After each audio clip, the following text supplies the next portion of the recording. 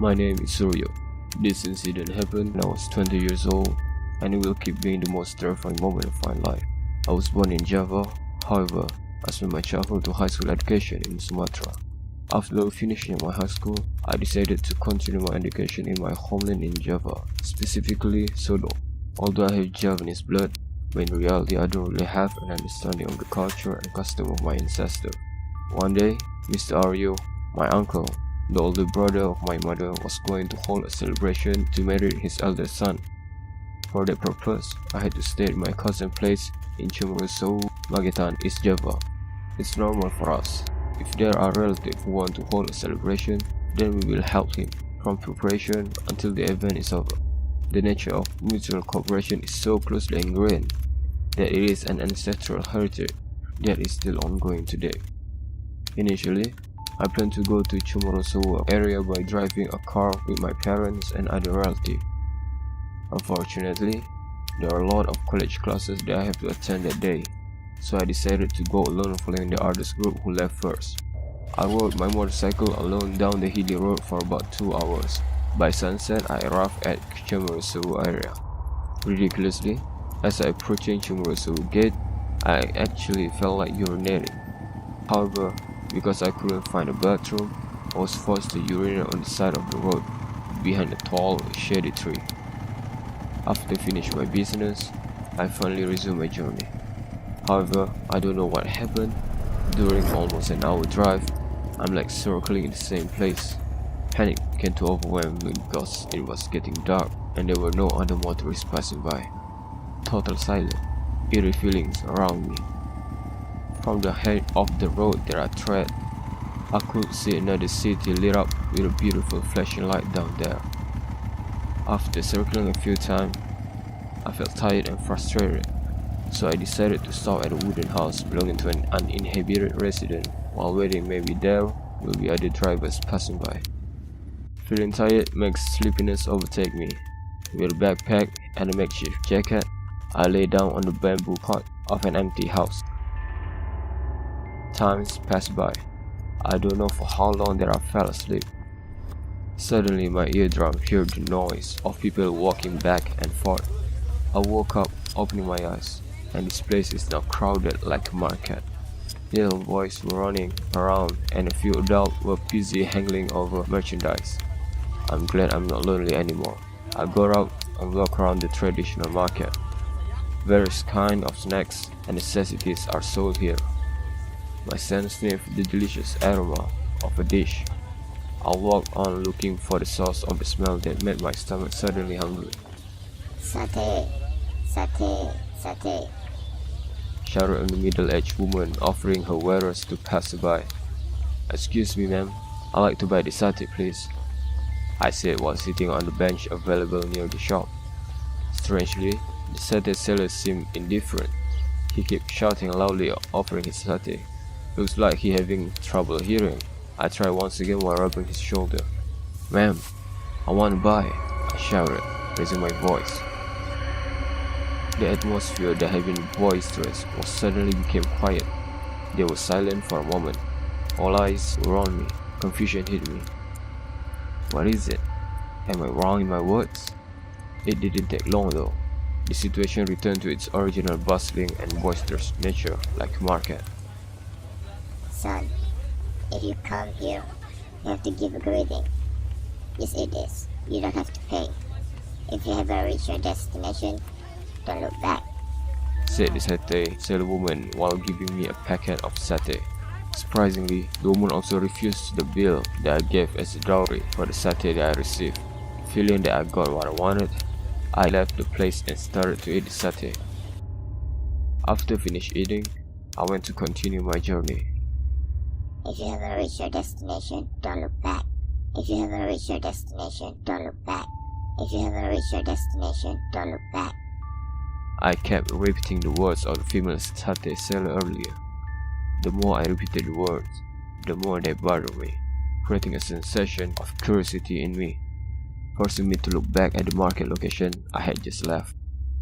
When I foolishly violated the prohibition and looked back, I was shocked beyond measure. A strange sight ignited the hair of my spine for a moment.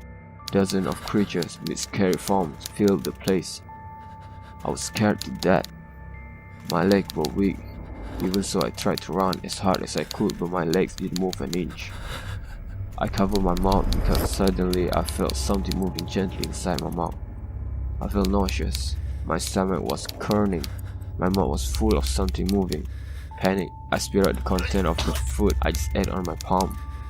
It turned out to be a disgusting maggot that came out of my mouth and fell on the ground. The maggot were moving around in the pool of my saliva. Feeling disgusted, I vomited everything that I just ate. Just as I thought it was all maggot. It's not the delicious satay that I thought it was. I cleaned the remnant of the maggot in my mouth by spitting it out many times. When I saw the banana leaf package that contained satay, it turned out to be maggot and was rotten, mushy, blackened flesh. I was shocked to see all of this sight. That means I'm not eating satay, but maggot. I trembled just by thinking of it. My leg felt weak. Cemeru, come here. Come with me. I will show you the way home, said the figure of an old man who suddenly was beside me. Remember, Cemeru, when going to your destination, don't ever look back. Whatever you hear, whatever you see, and whatever you feel, ignore it. Who are you, Grandpa? The old man smiled without answering my question. While patting my shoulder, the old man helped me to stand up. I followed his footsteps up the hood despite his advantage still looked dashing when he walked. The night was getting darker. On either side of the road they were filled with tall and large trees.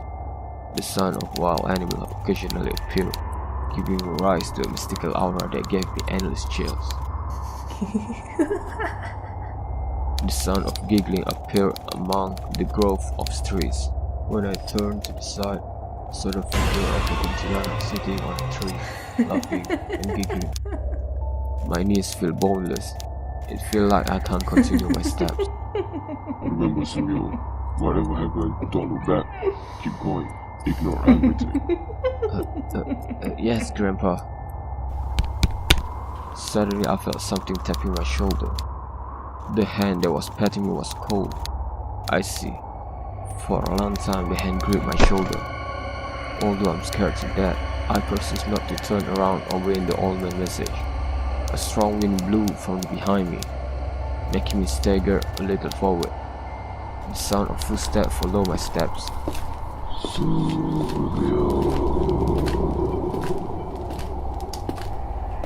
Someone called my name accompanied by a snort of irregular breath. I spontaneously looked back. I was surprised, and when I turned I saw a man walking without a hat, where his left hand seemed to be carrying something. In the midst of my fear I observed the object that the man was carrying. When I looked carefully, it turned out to be a human head. At a glance, when I met the eyes of the human head, his eyes were red, and suddenly a sinister smile appeared as he looked at me. I shouted with all my might. When I looked to the side for the old man who led me, he was nowhere to be seen.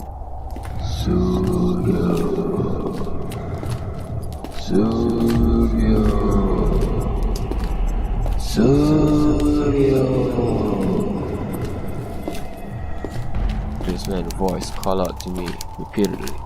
The roar of a strong wind accompanied by the flash of sinister figures swirled around me. I fell to the ground. My vision became dark and silent. I passed out. When I woke up, I was already in a hospital bed accompanied by my parents. They said that I've been passed out for 2 days and been missing for 3 days, and was found in a 30-feet ravine together with my motorcycle by the police. But strangely, there's not even a single scar on my body, and also not even a single scratch on my bike. I didn't able to answer the multiple questions asked by the police. They were left confused about the situation. I can only stay silent and keep the traumatizing experience to myself.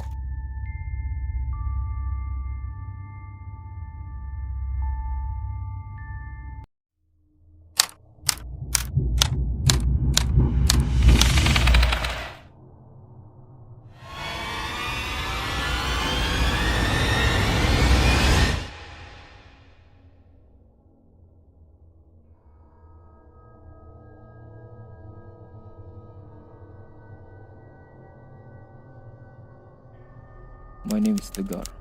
I am an online motorcycle taxi driver, which is more known locally as ojol in Indonesia. I live in Sleman, Yogyakarta. This incident happened before the month of fasting around May of 2019. To start the story, every day during work I always take a break at a regular food stall that I usually go with my other ojol driver friends. Around 11 p.m, I arrive at the food stall and order a cup of coffee to the seller. My other ojol friends are also there like usual. I sat by them and start chatting with my friends about the payoff of today's order.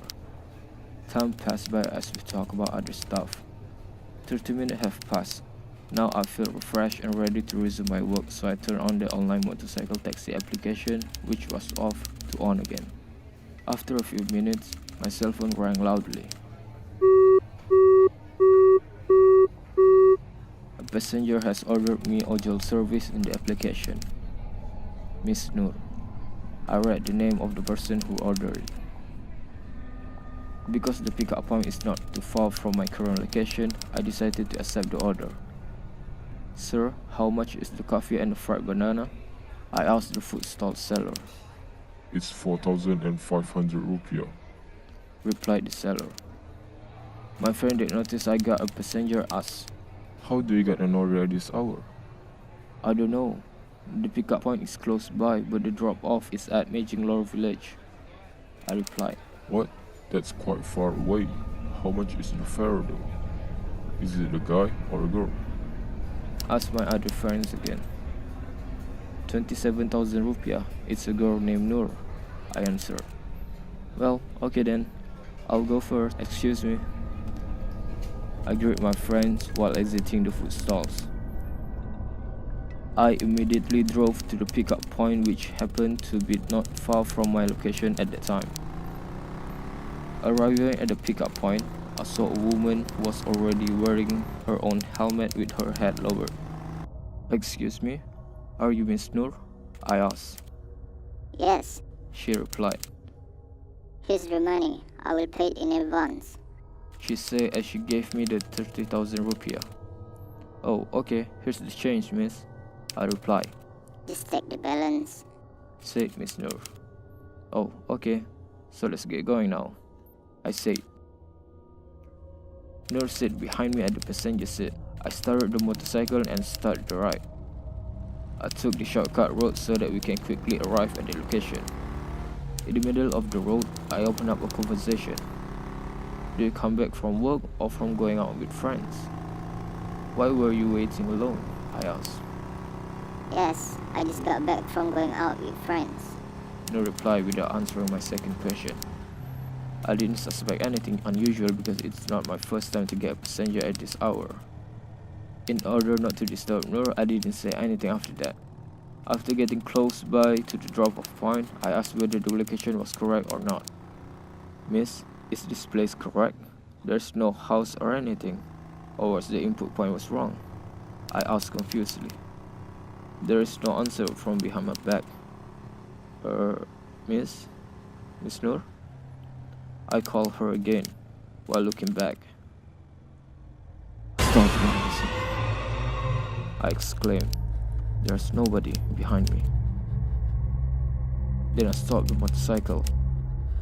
I'm trying to stay calm and ask myself again. I didn't remember stopping and dropping her off, but why is she not here? I pinched my own hand just to be sure. Ouch. This is not a dream. At that moment, I stopped at the drop-off point. Allahu Akbar. It turned out that there was a cemetery next to me, just right on the side of the road. I was shocked. Without having time to turn off the application, I hastily left the place and hoped that nothing strange on my way back. After arriving at the crowded place, I called one of my friends from the food stall earlier. Where are you? I asked. Still at the food stall. Why? Replied my friend. Okay, wait for me. I'll go there, I replied. After arriving at the food stall, I started telling what happened to my friends while still trembling. You know I just sent a girl to Majinglor village from this area, right? But when I got to the drop-off point, she's not with me anymore. She's gone, I explained. There's no way. It's probably just your imagination, man, said my friend, a little disbelieving. But it is. It really happened just now, you know. I didn't even have time to click on the order finish on this app because I was too scared. See, this is the money she gave me, I said firmly. Okay, alright, relax. Drink this water first so you can calm down, said my friend.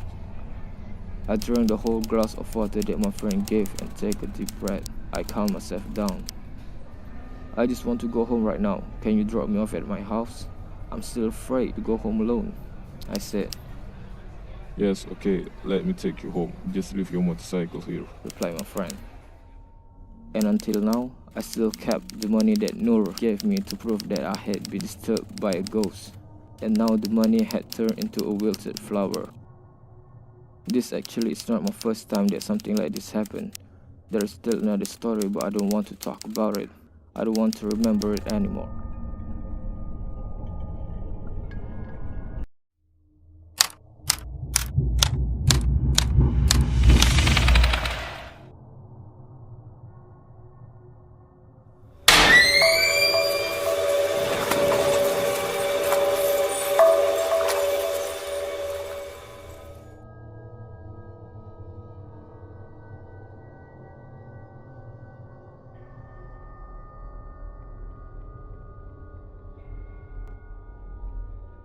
The story is about Asi. She has one younger sister named Desi. Asi is a pleasant and talkative woman. However, when she just met someone new, Asi tends to act cold. Asi is currently 20 years old. Asi and her family recently moved from Bekasi to the city of Bersinar in central Java. The house that Asi lives is an old house that still has a strong Javanese accent.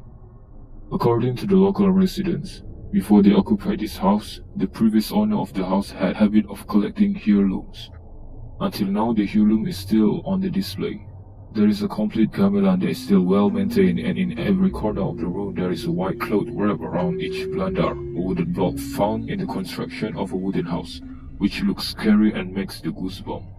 2 years have passed and no weird things happen. The days they spent at the house were always pleasant. They received a positive response from local residents, but after that the disturbance began to manifest themselves. One night, Asi, who was sitting with all her family members, was enjoying a delicious meal that night. The sound of a bowl being hit with a small spoon was heard from a distance, giving a distinctive sound when a bakso vendor was peddling his wares. The atmosphere of the dinner was warm. The gathering of a large family made the kinship even closer. When finished, Asi headed to the kitchen to immediately wash the dirty dishes. Incidentally, the location of the kitchen is close to the back door leading to the bathroom. After finishing washing the dishes, Asi immediately returned to the family room to chat. The family room in the house has it back to the old gamelan, but is still well maintained. Every time Asi looked at the gamelan, it felt like something was strange. Maybe it's just a feeling, thought Asi when she first moved into her new home. Without their knowing, it was already 10 o'clock at night. One by one from them, brother, father, and mother left the room to enter their respective room, leaving Asi and her younger sister, who are still at the living room. Desi is a beautiful girl who grew up only 2 years apart from Asi. After 2 years of Asi living in her new home, little by little Asi can memorize the Javanese language, even though it's still random. When they were busy chatting, suddenly they heard a little soft voice of people screaming for help. Is that the voice of someone asking for help? Who is it? Asked Desi, who is sharpening his hearing. Are you sure? Asi answered curiously. Yes, try to listen to it again, explained Desi. Help, help. There's a voice of people asking for help, said Asi then. Let's take a look outside, said Asi. When they were outside the house, it turned out that there were already several residents who were crowding the person. Out of curiosity, Asi and Desi approached the crowd of residents. Trembling, the man recounted what had happened to him. The man saw the figure of Pocong floating above the tile of Asi's house. Then he ran screaming for help. Those who were shocked then also looked at the roof of the house. They found nothing but an old blackish brown tile. Where's the Pocong? There's nothing there, said one of the residents. It's true, I just saw the figure, said the man who was still scared. Then the man was calmed by one of the residents who were there. It's okay, calm down. It's not there anymore. Soon, after everything was conducive, the residents finally dispersed and the bakso seller chose to just go home. One of the residents said something that made Asi think. There must be because Mr. Sugeng's house has been occupied from the start, but there is no recitation, said a middle-aged woman. Her interlocutor just nodded as if she agreed with the neighbor's word. Then Asi and Desi walked toward the door of the house. Maybe what the neighbor said earlier was true. I have to talk to Mom to hold a recitation tomorrow, I thought at that time. Is it true that there is watching in the house? Asked Desi. You don't have to think about it. You'll be scared later, said Asi while opening the door hinges. I'm afraid, said Desi. Come on, let's go to the room and go to sleep, said Asi to Desi. Before they entered the room, Asi told Desi to go to the bathroom to clean her face, hands and feet first. Asi will clean the bed before it used to lie down. When Asi was changing the mattress cover, she was startled by the creaking sound of his bedroom door. The dominant old wood and rusty iron hinge make it sound clearer. Are you done yet? said Asi, still busy changing the mattress cover. There was no answer. Asi looked back. She saw Desi was standing in the doorway. Do you hear me calling you? Asi asked, annoyed. Still no answer from Desi. My turn to go to the bathroom now, added Asi while walking and fixing her hair tie. Still without an answer, Desi walked past Asi with a blank stare. Weird, she thought. After a few steps, she arrived at the bathroom. Suddenly the door opened and Desi appeared outside while wiping his face with a towel. Asi was shocked when she saw that Desi was there. Do you just finish? Asked Asi. Asi's hairs on the neck stood up and left question in her head. Yes, answered her sister to Asi. It's my turn to clean up. I already cleaned the room, said Asi, trying to stay calm while taking a towel on a wooden hook beside the exit. Yes, ma'am, Desi answered shortly. As she passes Desi, she started to think. Then who was in the room earlier? Thought Asi. Instantly the hair on her neck stood up. When Asi was in the bathroom, suddenly there was a strong scent of jasmine flower. Without caring too much, she continued to take baths so that she can finish quickly and go to sleep. Suddenly, there was a very low, female voice sobbing behind the bathroom wall, like the sound of someone crying sadly. After finished bathing, Asi looked for the source of the sound. There was no one but the sound of the cricket and the friction of the tree branches. Again, the voice was heard, louder and made her goosebump even more. Slowly, the voice turned into laughter. Right on the roof of the bathroom, the figure of the Kutiana was sitting watching the frightened Asi. Asi was unable to move at all the moment she saw the Kuntilana. Just stared at the figure without her head tilted and smiled slyly. Tried to scream but to no avail. The more Asi refused, the weaker her body became. Sis, called Desi while patting her shoulder. Astaghfirullah, Desi, I'm surprised, Asi answered while looking. I called you so many times but you didn't answer. You spent too long in the bathroom. I was afraid to be alone in the room, said Desi to her. Asi didn't tell Desi about what had just happened to her, remembering that Desi is a coward. Alhamdulillah, thought Asi at the time. Because of Desi calling her, Asi was free from the Kuntilana. They immediately went to their room and went to sleep, because it was already 12 o'clock at night. After a few minutes laying down, Desi was already fall asleep. Suddenly, cool air came in. Asi saw the window covered by a transparent white cloth waving in the wind. I thought I closed the window earlier. Why is it open? Mumbled Asi. Without thinking, Asi got off the bed and closed the window. When Asi's hand came out of the window and pulled the lever in before she had time to close, she was surprised by the figure of the Kuntilana again, right in front of her face through the window and laughed. Asi screamed as loudly as possible, making Desi wake up. Why are you shouting? You're disturbing me sleep, said Desi upset. Asi was silent and then immediately closed the window and lay down again. She didn't want to tell Desi about what happened because Desi will get scared and will want to accompany Asi that night. Looking up at the ceiling, several wood were lined up neatly, firmly supporting the weight of the old roof tiles. Asi still awake, thinking about some of the events that happened to her this night. She couldn't understand why she was the only one getting disturbed. It was getting late. Her eyes could no longer hold back the sleepiness. Asi fell asleep with many questions still lingering in her head. There was a commotion from outside the house. Asi woke up because of the noise. She was on the bed alone. It turns out that Desi is no longer in her place. Asi went outside to find the source of the sound. It turned out that in the yard there were already many people talking. Coincidentally, her mother was also there. That morning, residents were shaken by the appearance of the pocong that had haunted people who passed the road in front of the Asi family house. Increasingly confident with the condition of the family resident, finally Asi gave advice to her mother to hold a recitation at the house tomorrow. The mother looks at Asi strangely. Why did her daughter ask for a recitation at home? Then Asi explained at length about what she had experienced the night before.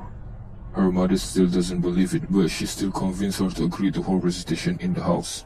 Finally, after consulting with all the residents at home, the recitation will be held tomorrow night. The night of the recitation began. One by one, the closest neighbors begin to fill the house. Recitation starts. The goal is to avoid being disturbed by supernatural disturbance. After the recitation ended for a day or two, there was no disturbance at all. But in vain, the third and subsequent days, the disturbance get worse. At the time, Asi was lying in the room alone playing phone. Jessie and the others were relaxing in the living room. Playing phone while laying with her eyes still faint, she fell asleep. Then she dreamed of being spit on by an old woman. The dream felt real. When he woke up to check around her body, nothing was wet. Turned out it was just a dream. She saw Jessie already asleep beside her. There was a knock on Asi's bedroom door. She asked who was knocking on the door, but there was no answer. The second time the door was knocked again.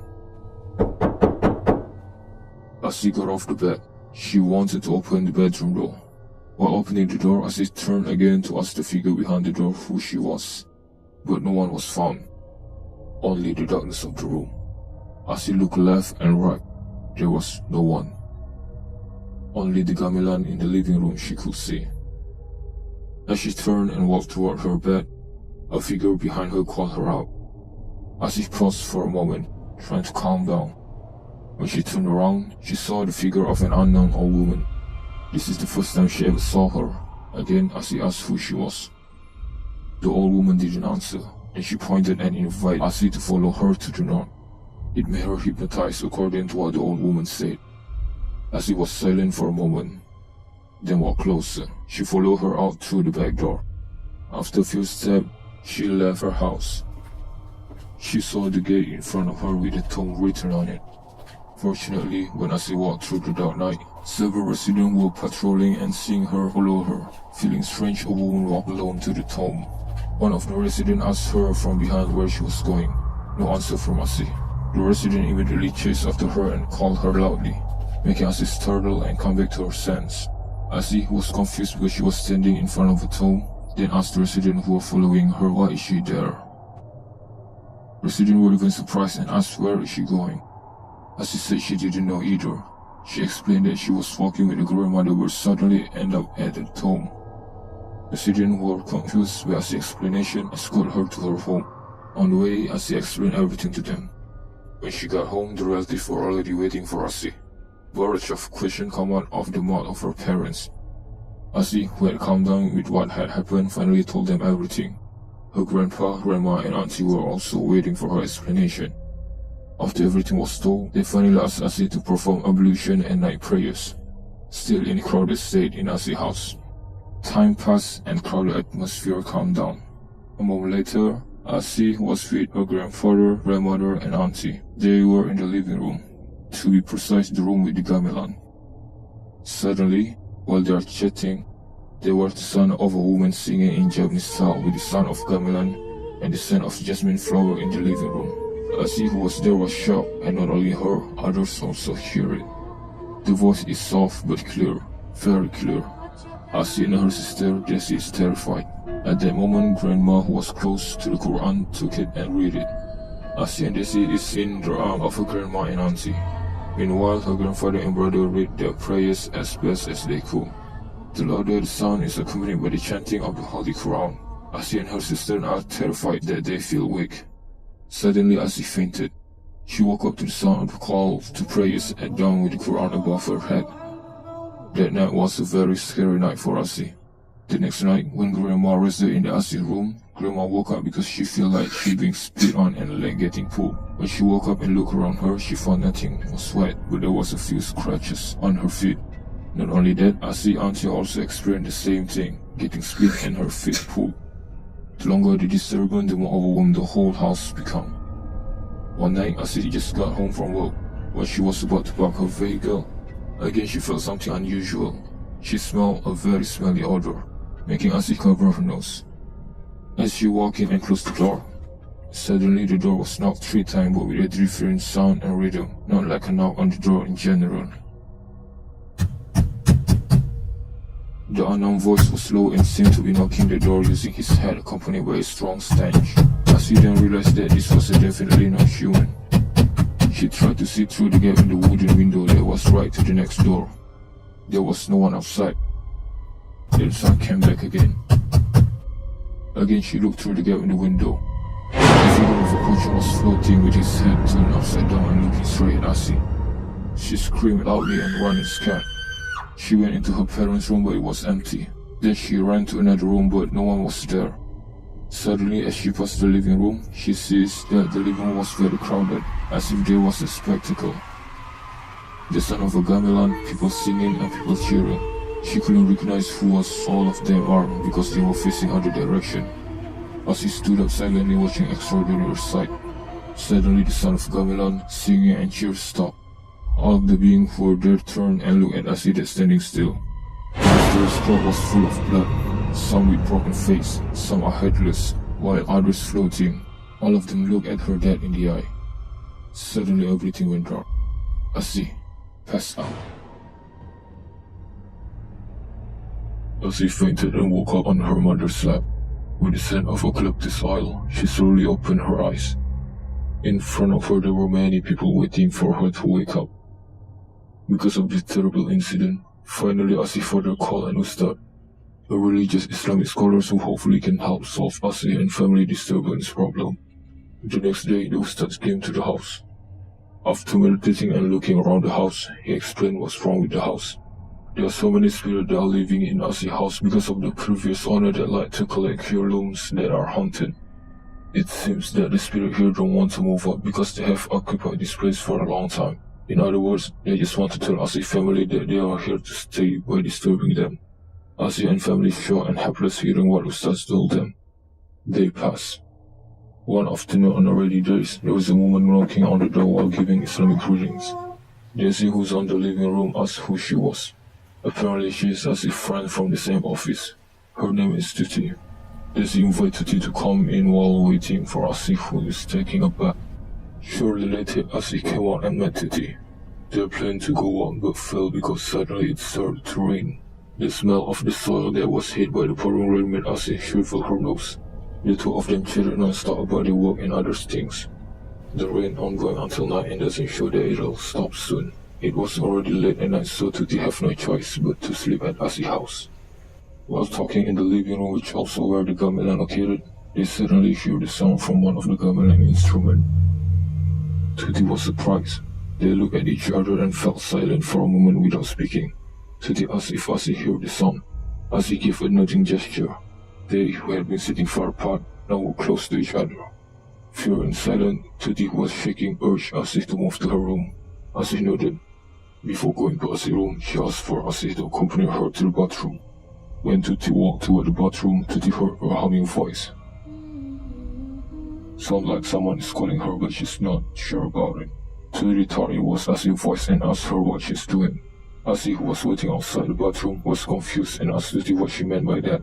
Tuti said that she thought Asi left her alone. After a while, there was again a soft humming sound, making Tuti in the bathroom think it was Asi's voice. Tuti begged Asi to stop humming because it scared her. There was no answer from Asi. Tuti immediately opened the bathroom door, and she's surprised to see Asi was sitting while humming. Tuti nimbly pulled Asi up and brought her inside the room. In the middle of the trip, Asi stopped and making Tuti jolt back. With a flat, deep voice, Asi said that she wanted to drink water. Tuti nodded and replied that she will go to the room first. When Tuti passed the living room, she heard the sound again. Feeling being watched, Tuti continued her pace faster. Arriving at the door of the room, Tuti forced open the door and saw that Asi and Daisy were sitting, waiting for her who's been too long in the bathroom. Tuti eyes wide open. She's speechless. So who was there with her before? Asi explained that Tuti was in the bathroom for too long while singing and humming, so she left Tuti out of fear. Tuti immediately went limp hearing what Asi says. She then sat down and told what had happened to her. When they were seriously listening to Tuti's story, suddenly they heard the sound of a horse's footstep and the tickling of bell outside the house. For a moment they were silent in the room. Curiosity beats fear, as he is followed by Tutti from behind trying to look through the window. Not for this, if we choose to cover her body with a blanket. As he looked through the gap, right in front of her there was a white horse and a carriage with a pocong driver stopped in front of the house. As he who was shocked covered her mouth. Tutti, who also saw it, instantly fainted. As he surprised and worried that her friend passed out. As he asked Jesse to help carry Tutti's body onto the bed. That night was a night that scared Tutti to death.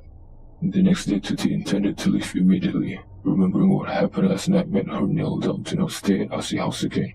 Day passed and disturbance continues to happen. Another night, Asi was going out with her friends. Asi returned home at 10 o'clock at night. Everything is done. She just needs to lay down and go to sleep while hoping there will be no disturbance tonight. Again, just the same humming voice she heard when Tutti was in her house days before, making Asi goosebumps. Saying that she was asleep, she did not want to disturb her. Asi tried as best as she could to stay calm while laying on the bed with her eyes closed. She prayed so that the spirit wouldn't disturb her. When Asi opened her eyes and looked at the ceiling, she saw the pocong head with scorched face in front of her eyes. Asi became more and more frightened, tears dripping down her cheeks one by one. Her voice trembled as she sat down and the blanket covered her body. Unable to withstand the fear, she passed out into the silence of the night. She woke up again at 2 a.m. because she heard the sound of the horseshoe footstep again. Asi ran frantically, moving to her parents' room, leaving Jesse alone. Asi wakes her mom and dad and tells them what just happened. It turned out that they also have been experiencing the same thing as them, but they don't want to tell her and Jesse, thinking that they will get used to something like this and the disturbance will fade away soon. Asi in a sad tone asks her parent why is she getting disturbed more than anyone else in the house. Her parents have no clue either, but there's something that happened when Asi is still in her mother's womb. And this is probably the reason why Asi is the one that gets disturbed the most compared to others. Before Asi was born and still in her mother's womb, her mom, who had been wanted to go to the Bidadari Island, was finally obeyed by her husband. They safely landed on Bidadari Island using boat. They planned to be there for just one day. As they walked past through the woods to go to a nicer picnic spot, they saw a black, human-like ape shadow with thick hair. Asi then thought it was Genderuwo, Japanese mythical creatures with human-like ape features that can mimic any human and do something obscene, especially to women. But he didn't tell her about what she thought and said to her that it was only a wild animal, probably a monkey, because he didn't want to scare her. They continued with their vacation. When finally they got home at night, Asi's mom was done cleaning herself and ready to go to sleep alone at the bedroom. Asi's father was still busy cleaning things in the living room. Suddenly, Asi's mom's body felt heavy and she couldn't get up from her bed, just like something on top of her. As she opened her eyes, she saw the figure of Genderuwo sitting on top of her stomach while playing with his sharp fingers. She screamed as loudly as she could. Her husband startled and immediately ran to the bedroom. He saw her laying on bed helplessly. He didn't see the Genderuwo but knew exactly what happened to her wife, as he remembered the incident from Bidadari Island earlier that day. He started reading the Quran verse to expel the creature. Instantly the Genderuwo disappeared and her body began to able to move again. They are thankful because both Asi's mom and Asi, who was in the womb, are safe. There were no more unusual things happen until she gave birth to Asi. But the Genderuwo incident might be the reason why Asi attracted more spirit to her compared to anybody else.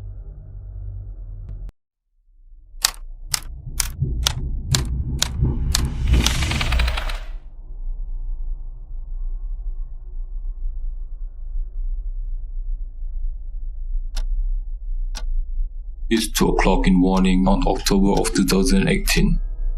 I was doing my economic thesis for my college. It's compulsory to do, on which it will be accounted for 30% of my final result. I was too focused doing the thesis without realizing that it's almost 3 a.m. I should stop. My body and mind are exhausted anyway. I close my laptop and clean up all the paper mess. I go to the toilet before going to sleep. After I finish cleaning everything up, I'm ready to go to sleep. I have an habit of playing songs while sleeping. That night, I picked an album which named Damn from Kendrick Lamar to accompany me to sleep. I know it's a rap song and not suitable for sleeping, but I pick it anyway. Time passed as I lay down on my bed, closing my eyes while listening to the songs. I personally have a problem sleeping. It usually takes me 30 to 60 minutes for me to fall asleep. While still laying down trying to sleep, suddenly my body couldn't move, from head to toes. I was paralyzed. Even my voice aren't able to come out. Only my eyeball are able to move and see around my room and ceiling. I started to panic. I know for sure it's not a dream because the Kendrick Lamar song is still playing on the side of my bed. As I tried as hard as I could to move my body and get out, suddenly there's like someone holding the head part of my bed frame. That someone or something started giggling. It's a woman's voice. A shiver ran down my spine. I tried to get up and scream but to no avail. Then the giggling stopped. Whoever she is gone. Only silence filled the room. But like the rainbow before the storm, it just doesn't feel right. As I once again try to move and shout, all of a sudden I hear the creaking of my bedroom door. I startle. Who's in the world coming to my room in the middle of the night? Is it my dad? My mom? Or my brother? My bedroom door located on the other side where it's out of my sight when laying down on my bed, so I couldn't see who's opening the door. I look on the top left side where that's the maximum area that I'm able to see using my eye. When I look to my left, I saw a figure of a woman wearing white prayer's garment that covered all part of body except face. The figure seems like floating towards me because her body has no up and down bobbing when she walks like how humans normally are. She stopped when she reached my bedside. She looked at me with her chilling eyes. I trembled. Nothing I can do. As my vision getting clearer to see in the dark, I able to recognize the face of the unknown woman. It's my mother when she was around her 20s. I know because I seen my mom's photos when she was young. But this doesn't make any sense. My mom now are in her 40s. Then who is the figure standing beside me that look exactly like the young version of my mother's? I was totally horrified and confused, combined with me that unable to move and do anything making me suffocated. After a few moments, the figure floated backwards while still locking her eyes on me. Then I heard the sound of my bedroom door being closed. Once again I tried to move my body and get up. For some reason this time finally I able to move and speak again. I sat down and scanned around my room. Everything seems normal. I look at my phone still playing the Kendrick Lamar songs. I feel relief as I take a deep breath. But still, the figure of a woman that appeared to be my 20 years old mom still lingered in my mind. I was still scared to go out of my bedroom but I did it anyway. I want to check for myself if my mom are awake or not. If she's awake, then it's probably just actually her that came to my room and I was just imagining things that my mom looked younger or something. I go out of my bedroom. After a few steps, I arrive in front of her room. My room was just next to my parents' room. Carefully, I opened their bedroom door. What I see in front of me was just normal. It's just my mom who was sleeping deeply on her bed. I tried to call her but there was no answer. She's really asleep. I get out of her room and go back to my room. Still confused and creeped out about the experience that just happened to me. I lay back on my bed and try to go back to sleep even though I'm still worried that it's gonna happen again. This time I turn off the song and pray to God so hopefully the same thing doesn't happen again. I fell asleep while still in fear. The next day I wake up and get ready to go to college. I saw my mom was doing her morning routine, like cleaning and tidying the house. I take this opportunity to ask her about last night. I asked her if she go to my room at around 3 a.m. last night. She looked confused and clueless as she stared at me. She said she didn't go to my room last night. She asked me why do I ask her that question. I just answered it's nothing as I tie my shoes. I greet her goodbye and started my walk to college. As I walk, I can't seem to be focused because I kept thinking about last night's incident. The experience was so clear and surreal in my memory. The encounter will be unforgettable and stuck in my head for many years to come.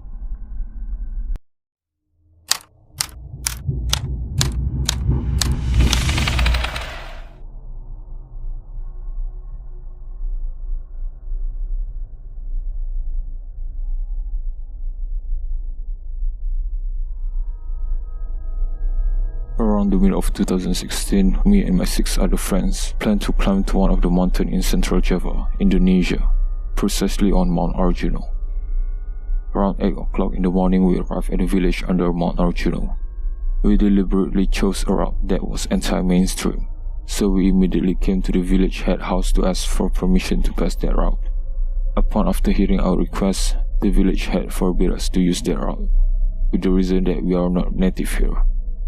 Because we think that it will take a long time to go through the normal hiking trail, so we tried to convince the village head that we will maintain our attitude when passing that route.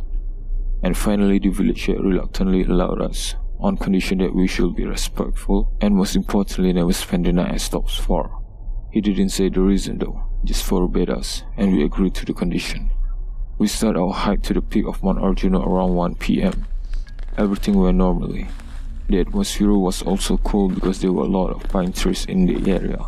But what gave me the chills were there's a lot of small statues along the route used by locals to meditate and pray, according to the village head earlier. We continued our hike without caring too much about the statues. The day is getting dark, but we just only reached the stops 3. This hike has 7 stops, so it takes a lot of time to reach the top of Mount Arjuno. The 2 girls from my group are keeping saying that they are tired. So, I give the group a suggestion to spend the night at stops 4.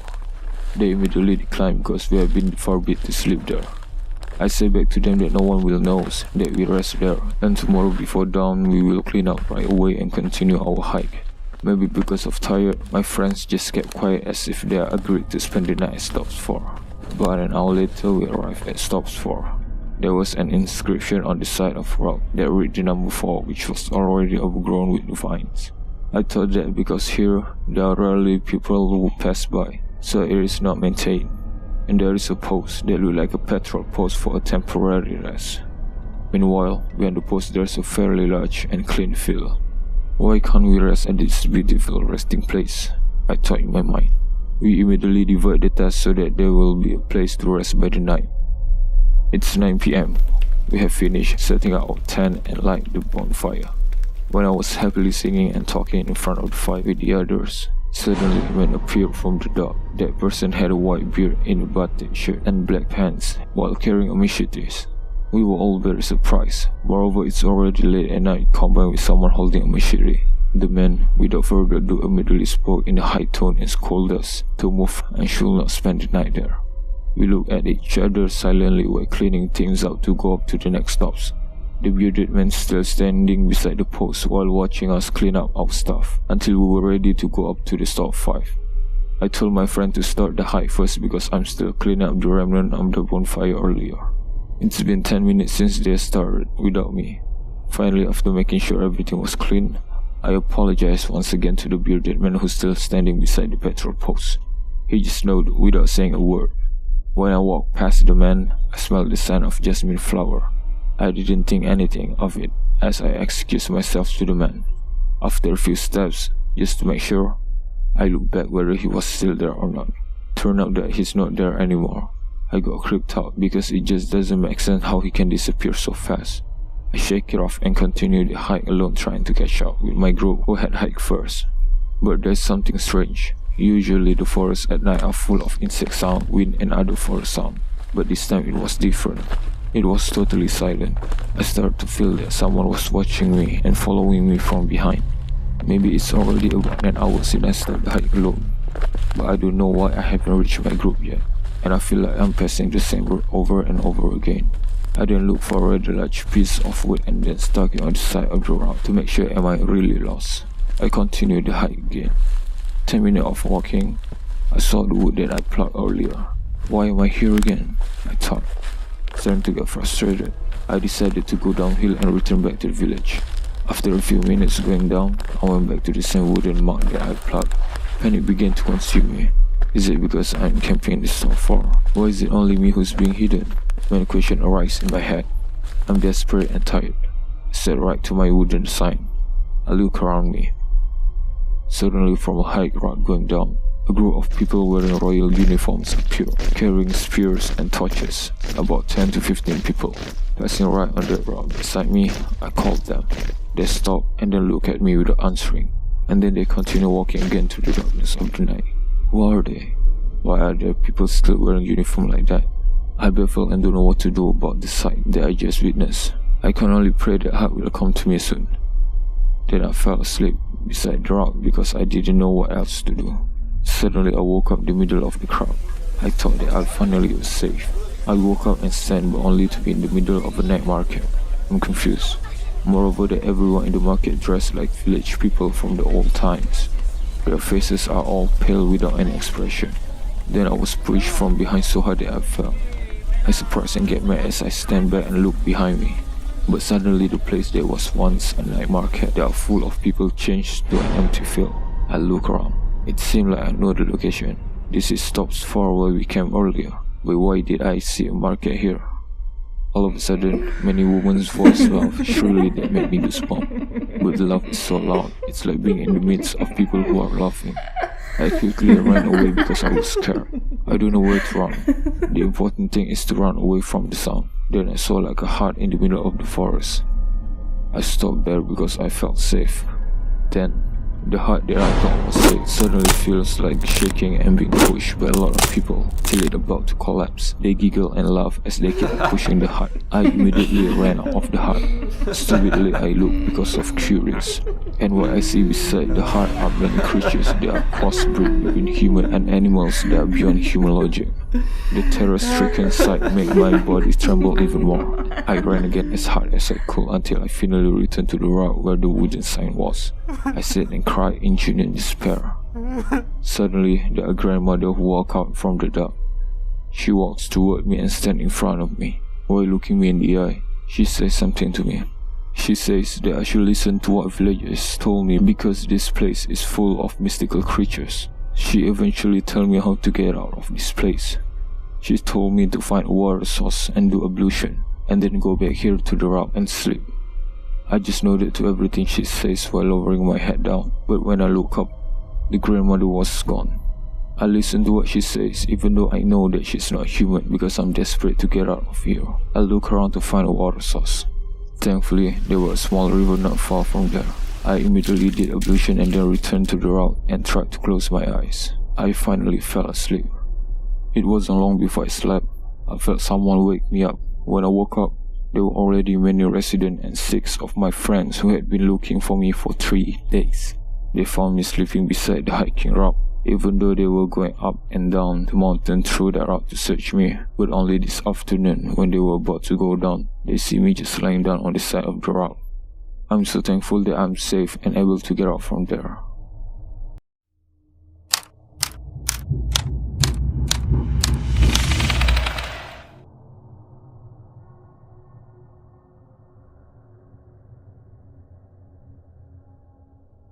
This has happened in the early of 2018.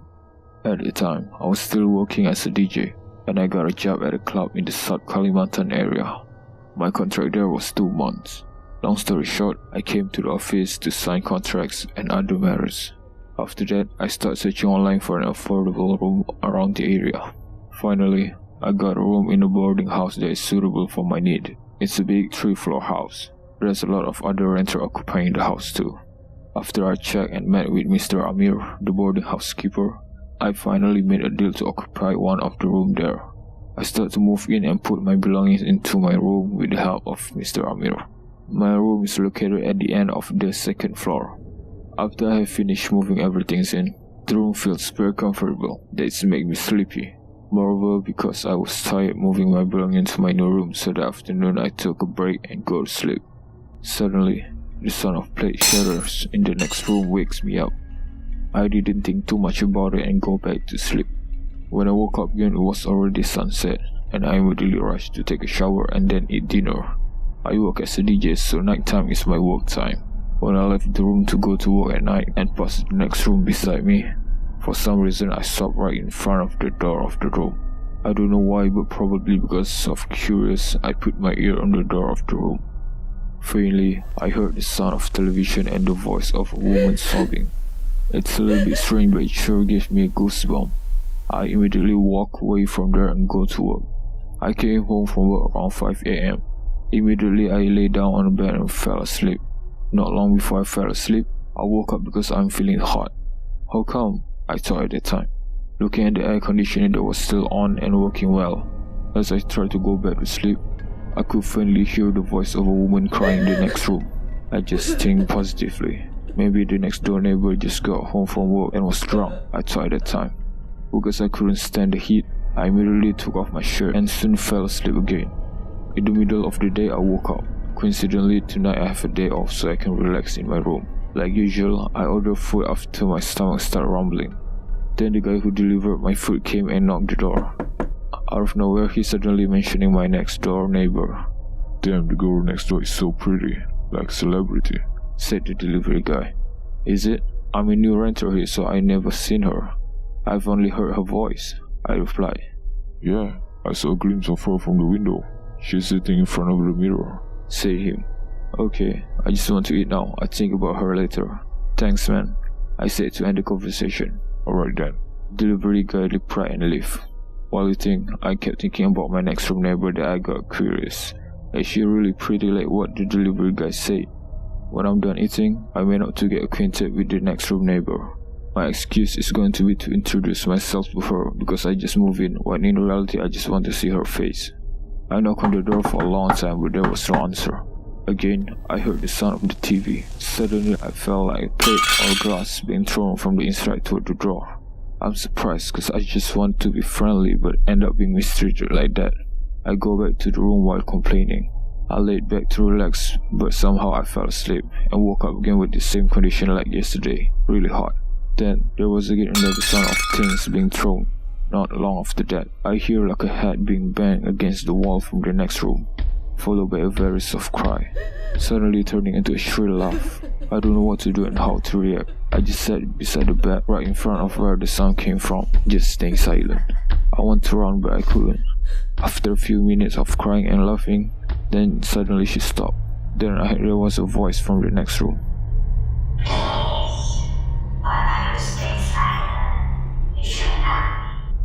Shivers ran down my spine. I couldn't seem to move because I was so scared. Suddenly the light went out. I immediately ran out trying to open the door but there was no key. With the condition of the dark room while fingering the light switch, I choked to suddenly hear a voice coming from the bathroom. Her voice was exactly the same voice of the woman next door.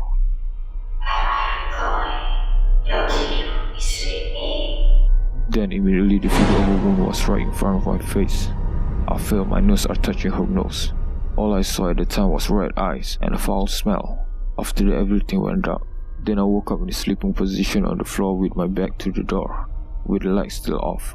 Again, the woman laughter appeared. She came from behind the wall of the room. I could tell because the laughter was behind me. I can only close my eyes while peeking a little. What I see is only the bottom part.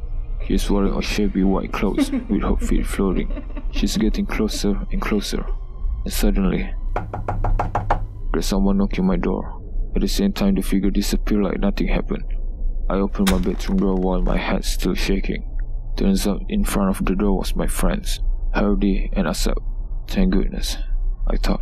Turns out they just want to return the flash disk that they borrowed and left immediately. But before they left, they told me that there was a beautiful woman next to my room, just like what the delivery guy said before. I just kept quiet, without being able to respond. As soon as I closed the door, the light suddenly went off. I can only sit silently without being able to do anything. For a split second, the lights were on so I could see what was in front of me.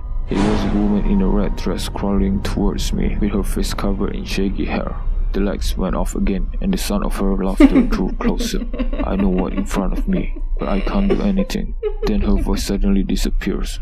Instantly she was in front of me and pulled me towards the toilet. That's the only thing I can remember before I passed out. I woke up at noon with a scratch on my right leg and a fever. On the same day of the incident, I immediately moved out from the boarding house with the help of Mr. Amir. Why did you move out? Asked Mr. Amir. Oh, I think this place is just too far from my work, I replied. After finished picking everything up, the pickup car arrived. Mr. Amir helps to load my belongings. After a long silence, he finally said something. I'm sorry. Actually, I knew what happened to you, but I can't tell you the reason why. This is my agreement with the owner of this boarding house, explained Mr. Amir. My heart seems to stop after hearing his word. It turns out that there is something that the owner of the boarding house is keeping secret. but I don't want to know more considering my condition at the time was chaotic. That's okay, sir, I say as I excused myself goodbye to him. Thank you, sir, I added. Mr. Amir nodded in return. Then, as the car moved, I looked to the second floor next to my room windows. There was a woman, a beautiful woman with a terrifying smile waving her hands to me like a sign of farewell.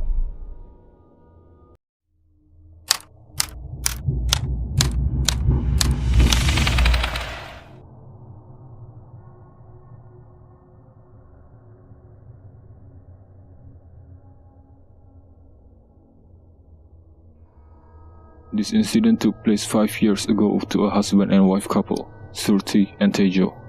At the time, the husband is still actively working in the army. Due to working as a military officer, Tejo is assigned to serve at Sumatra, Indonesia, for 1 year when he currently resides in Java, Indonesia. 1 year is quite a long time to leave Surti alone at home. Moreover, they really want to have a child but still hasn't been granted.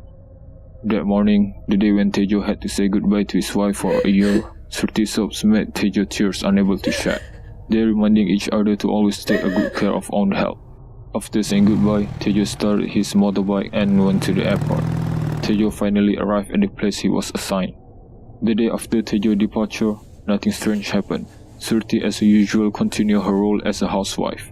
But that night when Surti was laying down in the room, there was a knock on the door from outside. Surti was still awake, get up to open the door. And surprisingly, her husband is standing in front of the door. Tejo came home still in a full uniform while carrying his bag. Why are you here? Aren't you assigned to serve at Sumatra? Said Surti, surprised. I just want to go back home because I miss you. Tejo replied like he usually does when he was pampered with his wife. Surti, who heard Tejo's word, seemed pleased and invited her husband to come in and immediately went to the kitchen to make a drink. Tejo immediately entered the room and changed his clothes. The aroma of coffee smells made Tejo rush to the dining table to sip it. Surti, the coffee is too sweet. You don't need to add sugar. Can you make it again? Tejo said while sitting back. Surti feels weird because Tejo usually prefers coffee with sugar, but because she doesn't want to disappoint him, she made the coffee again, this time without sugar. Here's your coffee, said Surti. Before drinking, Tejo sniffed the aroma of the coffee and slurped the coffee. The slurping sound that Tejo made sounded different to Surti's ears. Then they spent the night to talk with each other while having a dinner. When the night was getting late, Surti yawned and invited Tejo to go to sleep. That night, Surti felt something different about how Tejo acted on bed that surprised her. But she doesn't complain and just enjoy the night. They sleep happily like a newlywed couple. The sound of the dawn call to pray echoing, showing that it was already morning. Tejo was awake and immediately getting ready to go to work. Surti, I'll go to work now, okay? Said Tejo as he stepped out and left Surti in a sleepy state. Yes, Tejo, be careful, replied Surti. When Surti woke up, she remembered what happened last night and immediately she can't stop smiling. It's unusual for them to have intercourse up to 4 times a night. She thought maybe her husband was in a good health. Anyway, after that night, they could make love up to 4 times. Whereas before that, they only did it once a week. As time goes, Surti began to notice that her husband always left to work after the dawn call to prayer and came home at sunset, the same routine for 11 months. Over time, Surti finally became pregnant with Tejo's child, was already pregnant for 3 months. Surti is happy because the child that they have been wanting for so long will soon be born and complete their little family. Entering 7 months of pregnancy, Surti's stomach is getting bigger. She takes care with love and affection. Exactly 1 year later, Tejo finally returned to his home after a year serving to finally meet his beloved wife who was waiting for him. At the airport, Tejo couldn't find his wife. She's not there to pick him up. Did she forget that my flight is today? Why didn't she come to the airport? Tejo muttered, slightly annoyed. After 1 hour waiting for his wife, Tejo finally went home without his beloved wife accompanied. It takes about 50 minutes to reach Tejo's residence. At that time, Tejo had not paid much attention to his wife's stomach. On his head, he just wanted to ask why she doesn't pick him up at the airport. Yes, wait a minute, said Surti. When the door opened, Tejo saw Surti that acted like nothing happened. No hugs or joy when her husband returned back home after a year not meeting. Why don't you pick me up at the airport? Did you forget the schedule? Tejo asked while still at the door. What do you mean? You just go out for work this morning. What airport schedule are we talking about? replied Surti. I go out for work this morning. What's this nonsense? A year ago I told you that I was going to serve at Sumatra for a year, and today is my return day, replied Tejo again, getting more confused. What? You said that your term to serve at Sumatra was cancelled and immediately went home the same day, explained Surti. Tejo, who heard Surti's explanation, was immediately shocked. It was clear that he had said goodbye to go on an official trip outside Java and said that he would return in a year. Surti also explained that during this year Tejo accompanied her and that she's now pregnant. Tejo doesn't know what to do. He's getting mad. He started to think that his wife having an affair with another man for a year he was gone. She immediately denied that because it's really Tejo who've been with her for a year. She then shows the selfie photo that she took with Tejo not long ago. Tejo getting more speechless. The guy on the photo really looks like him, but he knows that it's not him. Surti becomes scared, seeing his husband respond. This is you, right?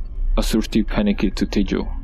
No, this is not me, he replied. Then he showed all of the paperwork and photos that he took when he's serving at Sumatra. Surti began to cry uncontrollably, remembering the reason why Tejo's habits started to change when he back to home at night a year ago. After a long silence and thinking carefully, Tejo finally decided to ask Mr. Adi, a psychic he knows. When Tejo goes to Mr. Adi's house and tell him what happened, Mr. Adi starts to meditate, and it turns out the baby in Surti's womb is a Genderuwo child. During that time, Surti was accompanied by a Genderuwo who transformed into Tejo's figure.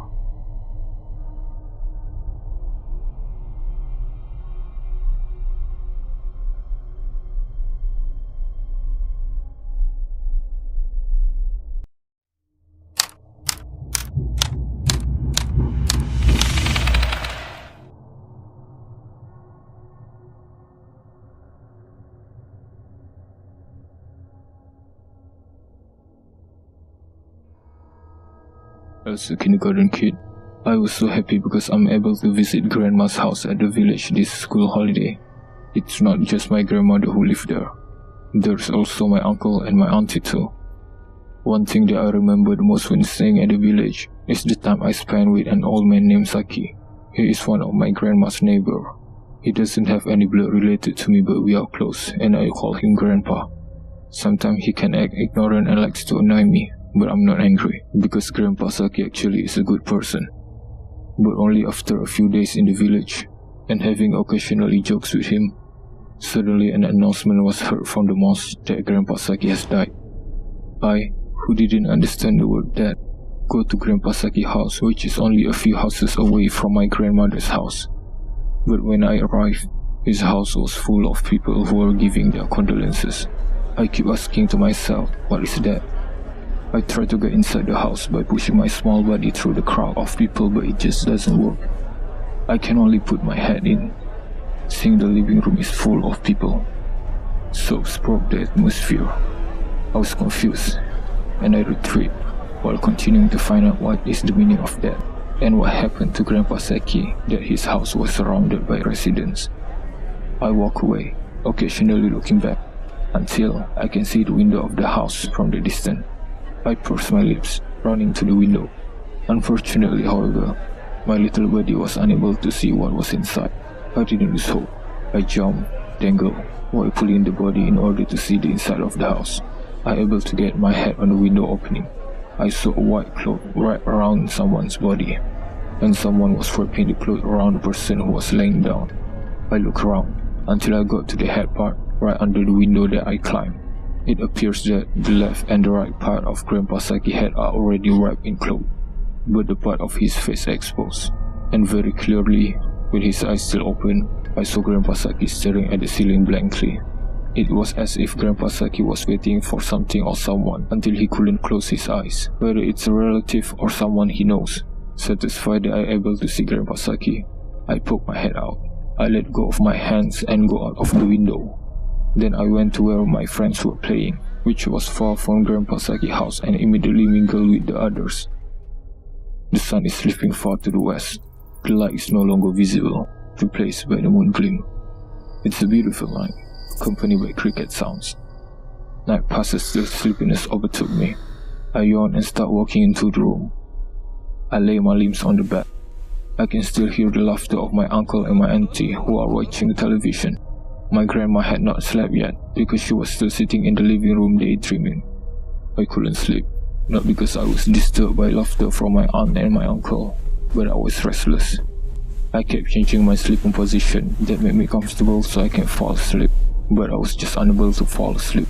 I kept doing it until I opened my eyes, and it appeared a white silhouette is standing in the corner of the room.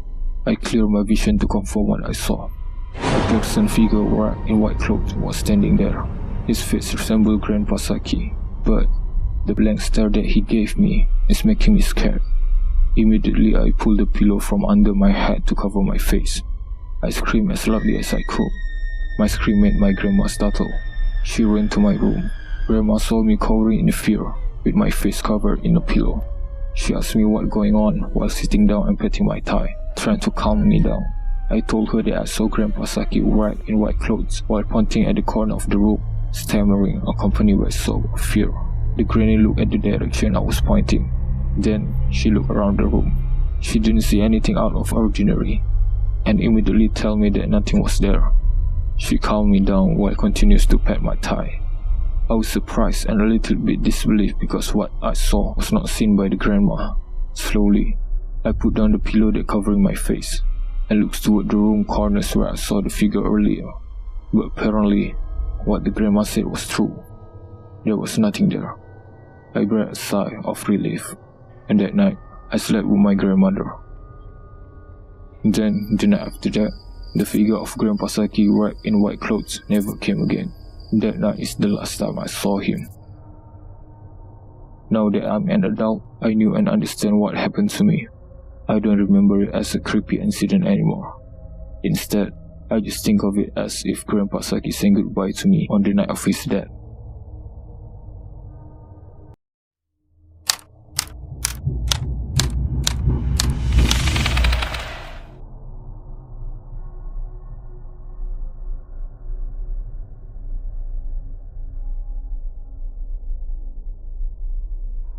Yogyakarta, August 2020. I run a food stall and it's always full of buyers because of the strategic location on the side of intersection road. One afternoon, as usual, I prepared to open my stall again. The distance between my house and my food stall is not far, maybe about 300 meters. After finishing preparing the cart, I immediately put the kettle, rice wrap, money box, satay, and my other ingredient into the cart. I pushed the cart slowly so that the content of the kettle would not spill everywhere. Incidentally, my stall is located on the edge of the ring road, where almost all vehicles drove fast, but the crowd of the stall served a traditional menu, angkringan as the name implies. After arranging my wares on the cart, suddenly out of the corner of my eyes, an old woman stepped in with her right hand carrying an empty glass. She asked me if I have water while handling me the glass that she brought herself. I politely reply yes and I take her glass. I invite her to sit on the bench first. I received the glass in the grandmother's hand. I was shocked, silent for a moment while thinking. There are some Setaman Flowers inside the glass, which are normally used for offering ritual. I'm still thinking hard, why are there flowers in this glass? For what and what does it mean? I didn't dare to ask this to the old woman because I don't want to offend her. I just brushed the question out of my head and filled the glass with water. After that, I handed her the glass. She thanked me and gave me the 2,000 rupiah notes. I refused, but she insists, so I have no choice but to accept it. She then excused herself. I just nodded politely. I still hold the money that her gave me. My mind is still confused. What's up with the glass filled with flowers earlier? The question left unanswered. I continue my day working while waiting for customers to come. But weirdly, there's so few people coming to eat. It's unusual because my stall is always full. This is the first time that this ever happened. I just thought that today is probably not my day. A week had passed and my customers count still the same. Hardly any people come to eat here. I'm starting to get frustrated about the situation, but I still continue to open my stall like usual. As I'm going to my stall while pushing my cart, I stopped by the grocery store to buy cigarettes, because my retail cigarette stock had run out. That's the usual place I buy to restock my cigarettes, and the grocer also already know who I am. Before I left the stall, I had a chance to complain to the grocer about my stall being so few people coming this week. Unexpectedly, he also experiencing the same situation as me. I started to tell him that it's been happening since the day that an old woman came to my stall with a glass filled with Setaman Flowers. He's surprised hearing what I said. He quickly pulled out his phone and showed me the picture of the old woman that came to his store. He asked me if this is the same person that came to my stall. I'm shocked and I nodded, agreeing it's the same person that came to my stall. Then the grocer told me the incident. It's basically the same situation as me. The old woman came to him asking for water to be filled inside her glass that contained flowers. Just like me, he also had a bad feeling after that. And after the incident, the grocery store was the same as my stall, quiet without any buyers. After talking with the grocery store for quite a while, I excused myself to open my stall. As usual today also I have no customers. I sat down, thinking about what happening to me while trying to find out a solution to my problem. Finally, I plan tomorrow to ask this to someone that I think will understand it better. At night, after Isha, I rushed to his house immediately. When I got there were already a lot of people. Oh, it's a routine group, I thought. I was invited and sat down cross-legged in a circle where the people that probably are his students and people that have the same problem just like me. A view of his heirloom can be seen around the house. He started to talk and greet all of us. People call him Mr. Sugeng. He's an old man who is firm and doesn't beat around the bush. He's known as a spiritual teacher by his students. Every Tuesday and Friday at Kliwon, there's a routine meditation event in his house. Before I told the story, Mr. Sugeng gave a signal to Tejo. Tejo is one of the students of Mr. Sugeng who has studied with him for a long time. Tejo started to take a breath and let it out slowly. Suddenly, Tejo began to act unusual, like he's not the same person as before. Tejo still sitting cross-legged, eye closed, breathing heavily with slack hand, smiling slightly with pursed lips. Tejo growled as he pointed, then gave a picture with his 2 index fingers. 4-way intersection. I was shocked. What Tejo was hinting was true. My stall is near the intersection. Then Tejo did it again, this time with a signal people is eating, and yes, again I nodded. Tejo came to his sense, and began to ask me if there's an old woman with flowers in a glass visiting me last week. I was surprised what Tejo said was true. I said yes. Then Tejo explained in detail the situation around the stall to me. The old woman came last week to ask for a drink to complete the ritual. She just ordered by someone to do that to me. The ritual complete when I gave him the water. And when the ritual complete, the stall will look like it's closed from the outside. That's why no people coming into it. It's not only happening to my stall, but the stall next to me is also the same. There's a new stall that has recently opened and did that to me because he felt jealous that my stall is always full with customers. I asked Tejo who did it, but he can't tell me the culprit because that's the rule here. He told me not to worry about that because he will clean my stall so it goes back as usual. I understood and left everything to him to settle it. Then Tejo took a match and moistened it with jasmine scented oil. He put it in his hand and closed his eyes while reciting a prayer. After that, Tejo burned the match, so that the spell or spirit he had put in the match will burn. This means that the spell or spirit that disturbed the stall is gone. After neutralizing the stall is now back to normal. Customers start pouring in again.